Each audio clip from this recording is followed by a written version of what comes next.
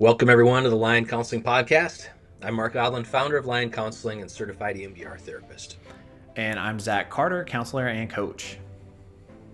And our mission is to help men to break free, to heal deep, and to become the lions they were created to be.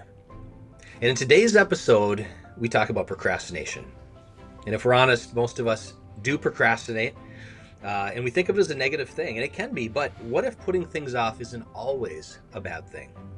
So listen in today because we're going to explore the 3 kinds of procrastination, why your brain does it, and how to make it work for you instead of against you.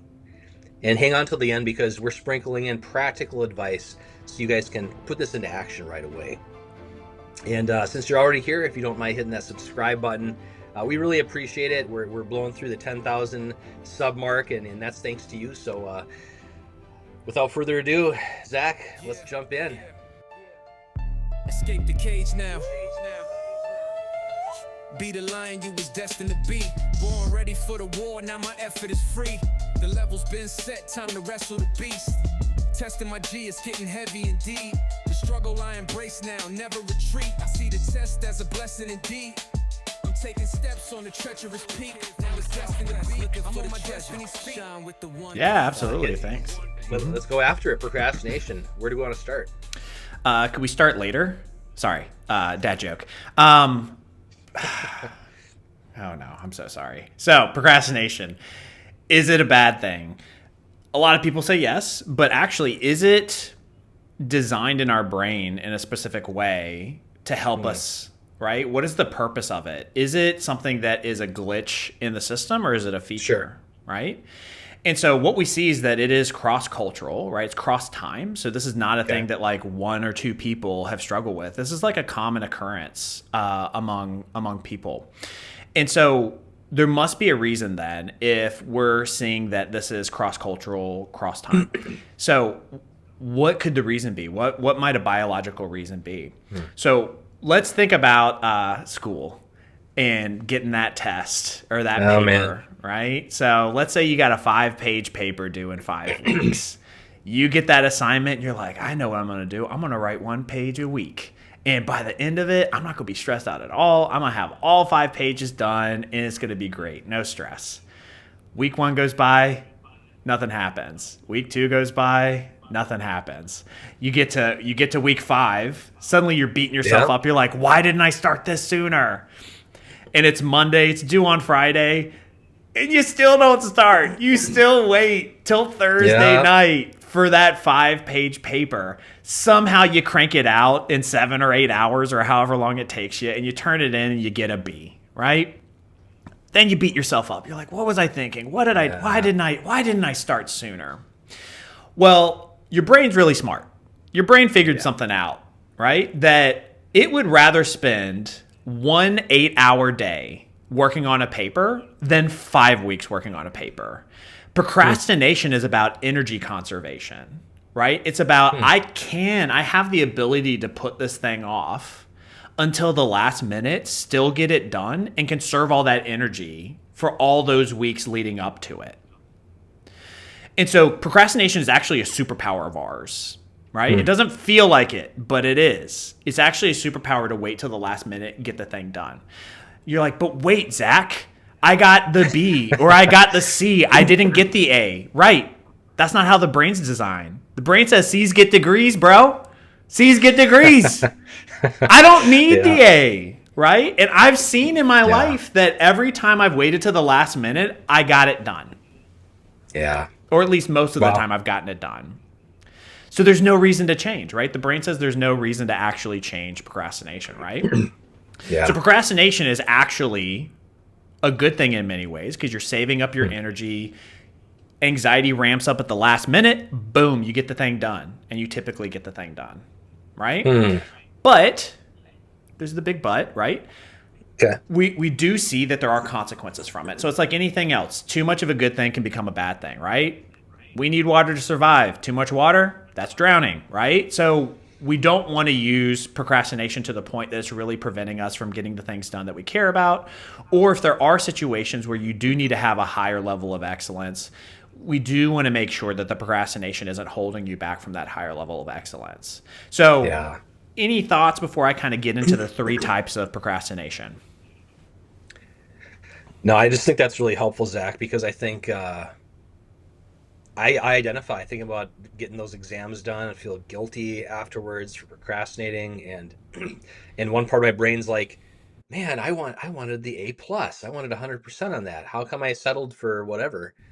But what we claim to think and believe versus what our brain is behind the scenes strategizing and trying to do, there can be wisdom there. And instead of maybe, yeah. So I'm curious to hear what you say next about it, because it's you got me hooked.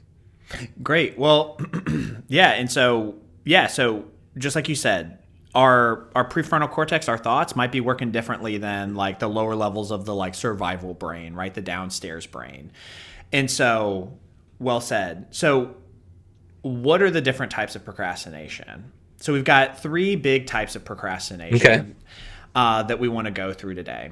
Okay. So first off is idealistic procrastination, also known as perfectionism. And that's kind of what you were just talking about. Like, Sure. But I needed the A plus. Why? Like, why did you need the A plus?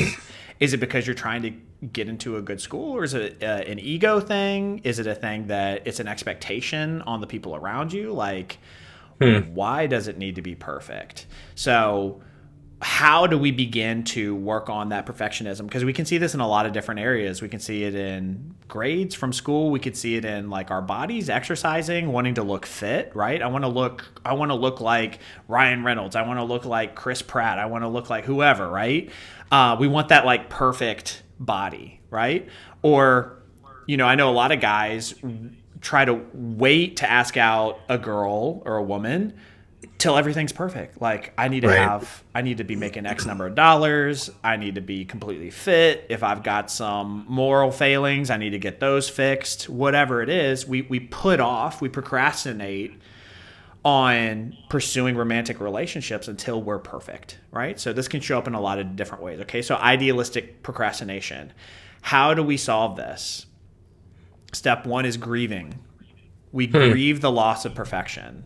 Okay, so we actually have to accept that, like, hey, maybe you're not going to be perfect, right?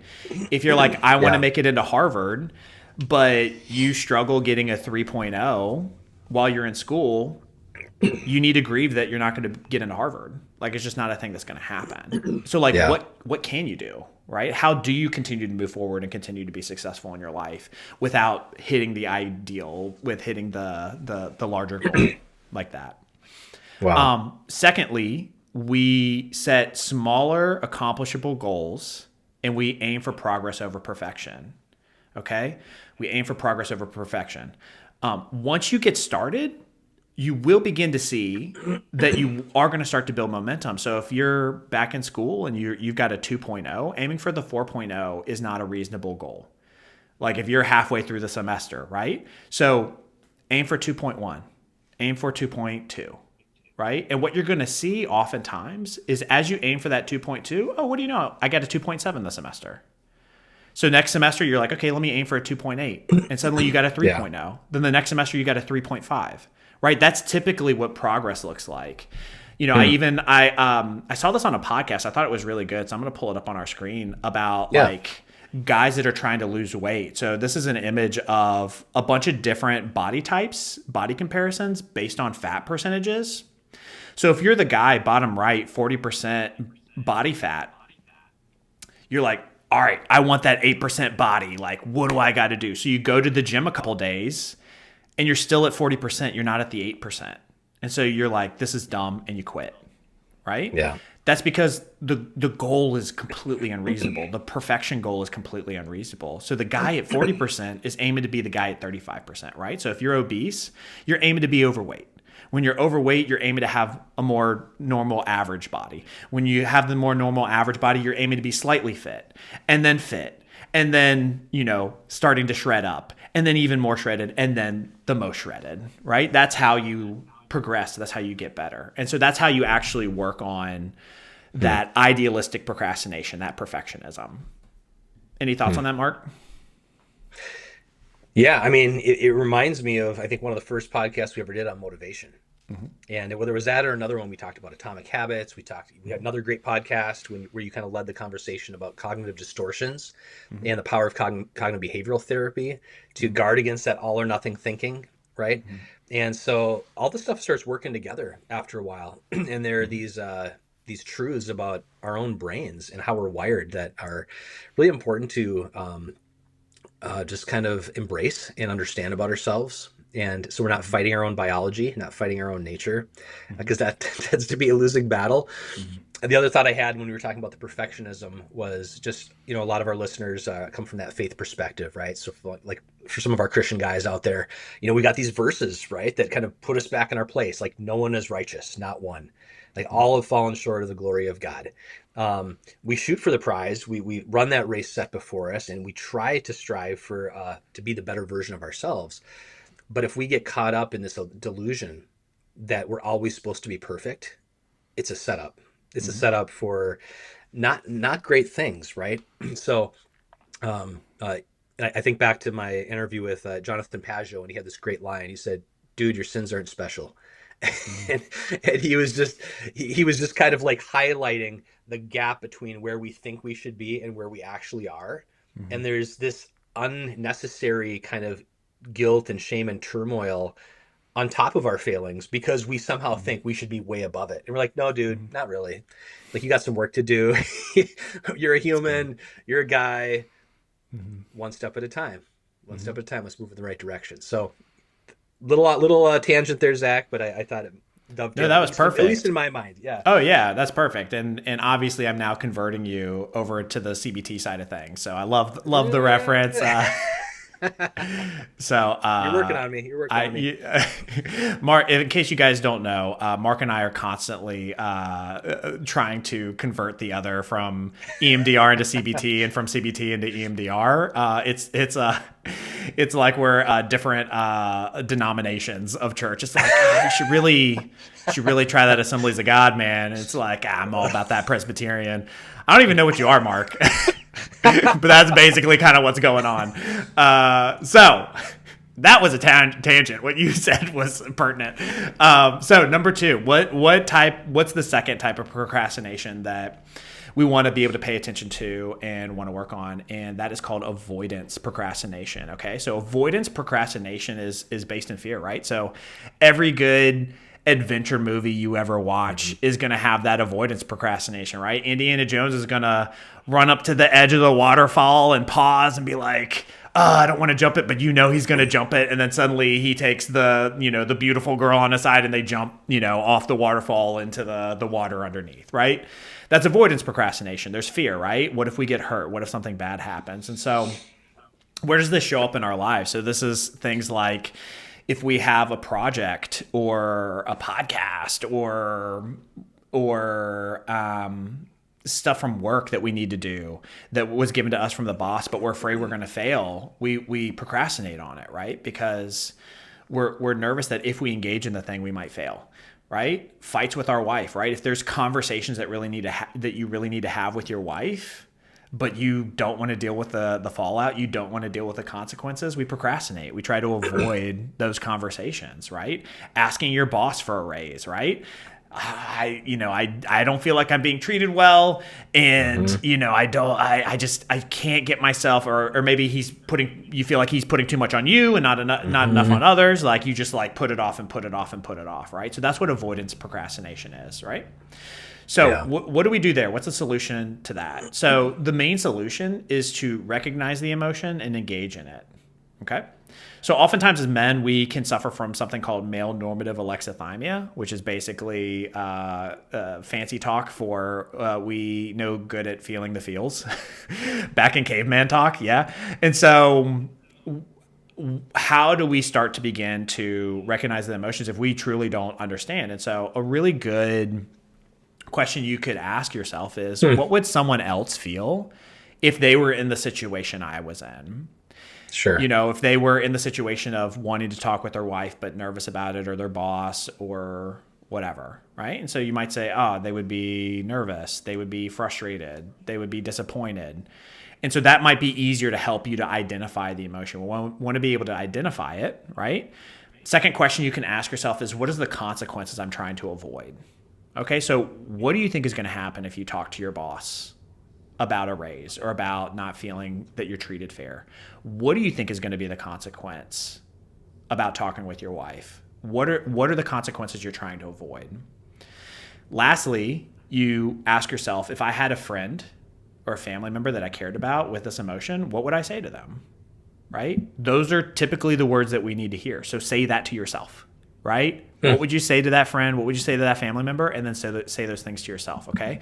That's going to begin to kind of ease some of that fear, that emotional pressure you're feeling, and it might help to kind of get you moving forward on the thing that you need to do. Yeah. Yeah. I mean, I think that's a great point, Zach, because even though procrastination, it can be energy conservation. It can kind of like wait until the timing's right to finally jumpstart you, unless it actually paralyzes you and you're just frozen and you don't know how to get the wheels turning again. And so I really like that. I think that's a powerful way to kind of channel the situation into closer alignment with what is actually true, because our brain has the ability to distort things quite a bit. And I don't know if I'm reading this right, but even maybe through that lens of what would I tell a friend or how would they see, it's almost like you create a little room for some empathy for yourself, and to not, because beating yourself, and that, for us as guys, that's such a complicated situation, right? Because beating ourselves up can serve as fuel to propel us forward. And a lot of the high functioning guys, very successful guys that we work with, that's the story of their life, is they're running from this avoidance of something, and it's driven them towards success, but it comes at a cost, right? So that's another podcast, another conversation, but I appreciate you sharing those ideas. I think they're really helpful. Good. Yeah, no, that's really good. Well, we're at the final stage, the final procrastination. So let's finish this out. So what's the third type of procrastination that we're wanting to be able to identify and work on, right? Because if we don't know which type of procrastination, we're not going to be able to solve this problem, right? So third type is operational procrastination, right? And so that's when the goal is vague. And so I think we've done a podcast on SMART goals before, maybe, but essentially, as counselors, oftentimes clients will come to us with a vague goal, like, I want to be healthy, right? Well, what does that mean? Does that mean you want to lose weight? Does that mean you want to be mentally healthy? Does that mean you want to have better cardiovascular health? Like, eat better? What are we talking about? So oftentimes we come with a vague goal, and when we have a vague goal, it's really hard to start taking the steps until we understand what the clear goal is and the clear path is to get that goal. So that could be things like, I want a job. Okay. Like, what does that even mean, right? I want to start a podcast. I want to get a girlfriend, right? So oftentimes these kinds of goals are really hard to say, like, well, but what are the actual steps to obtain this goal? So what do we do in the case of vaguer goals? We want to be able to sit down with a piece of paper, and we want to start with the end in mind. So if it's, I want to get a job, okay. Like, do you know what kind of job? And you're like, well, I want a job in this field. Okay, so I want to accept a job in the engineering field. Okay, so then you work backwards. Okay, so what would be the previous step to accepting the job? It would be something along the lines of getting a job offer. Okay, what happened before that? It would be, I had an interview. Okay, so you write that down. Okay, I would have an interview. What would you do before that? Okay, I would have applied for the job. Okay, how about that? I would have applied to many jobs. Okay, what about before that? It would be, I searched jobs through a job search database. Before that, I did my resume and my cover letter, and I updated that. Before that, I bought a suit so that I could do the interviews, right? And so now you've got the sequential steps that you need to get to the final destination, right? And so it's much easier when you have it all laid out before, and you're like, oh, I could go buy a suit. okay, let me go do that. That's pretty easy. And then you feel Right, pretty right. good when you've done that first step, and you're like, okay, let me update my resume. I'll start with that. Okay, you get your resume update. Okay, let me update my Yeah. references, and then you continue to move through those sequence of actions, right? And so that's how you Mm. overcome operational procrastination when the goal Wow. and the path to obtaining that goal is kind of vague. I love that, Zach. That's powerful. I mean, as you were sharing that, it reminded me that that's not only a powerful therapeutic tool to kind of like get things moving in the present or in the near future in your life, but I mean, I know maybe you do this as well, but when I work with like executive coaching, whether it's a guy trying to build a business, take a business to the next level, or even to figure out a legacy, kind of a succession plan after they built a business, they're like, what's next in life? Like we'll actually have them go through like a 1 year, 3 year, 5 year vision statement where they're writing a letter to themselves. It very specific. Hey, it's 2030 and here's what's happening in my personal life, my professional life, my spiritual life. Here is what my finances look like. Here's what, and then they paint this picture of what they actually want, what they actually hope to achieve. And now, like you said so beautifully, you work your way backwards from there. And a lot of us don't give ourselves permission to dream, don't give ourselves permission to cast that vision, or maybe even we get criticized for doing so. And if it's just like a vision without a plan, then maybe we do deserve some of that criticism. But I think what you're saying is so powerful because it's bridging that gap, right? It's where's the goal? What is the goal? What does it look like? How do I work backwards from there? Then all of a sudden it becomes actually realistic and achievable. So that's such good advice for our guys right now. There you go. Well, I have worked with clients on that, and that's even to your point of like working with clients on it. Yeah, it can even be, what's the amount of money I want to make by the end of the year? Okay, then you work backwards. Well, what are the things I have to do in order to like get to that place? Do I need to spend less Yeah. money? Do I need to take on extra side jobs? Like, what do I got to do to like get to this final? So you can do it for a lot of different ways. So that's a really great example you're giving around business owners and like, what's the final destination? Like, what do you find? What do you want at the end? Yeah, for sure. Well, that's so good, Zach. I mean, we got some really practical takeaways for guys. Three different types of procrastination, ways to move forward, ways to make it a fuel that we can use to our advantage rather than something that paralyzes us. Um, and I know this is kind of your bread and butter. I mean, you work with a lot of addictions. You work with a lot of guys trying to become a better version of themselves, anxiety, depression, coaching them up, right? Your background in banking and finances, trying to help them kind of get to the next level. So, like, I think all that kind of dovetails and comes into play with a lot of the guys we work with. And so if any of you out there are looking for a little extra support, Zach and I are taking new clients. And if you're not sure, you want to test the waters, we're happy to do a, free 15-20 minute Zoom call with you and just see if it's a good fit. And, we got exciting things on the horizon for Lion too. Zach and I are gonna be brainstorming in the future, but, there are ideas about, different kinds of guys groups that we might start. It could be accountability groups. It could be business coaching groups. It could be, there's all sorts of things on the horizon. So stay tuned. And Zach, any final words of wisdom before we sign off for today? Yeah, just get started. Like these videos are great, but if you don't do anything with it, then like, oh, that was interesting. So like, identify the kind of identify what's the thing that you're procrastinating, what type of procrastination is it, and then begin to engage in the solution. So I would highly encourage people, if you still find you're having difficulty doing that, I mean, that's what me and Mark are here for, is that we help Right. you. If you're just having a hard time bringing yourself to do it, all right, man, that's what we're here to help with. Love it. Love it. All right. Well, yeah, check it out, guys. EscapeTheCageNow.com. Until next time, take care and stay tuned. Bye, everybody. Bye, everybody.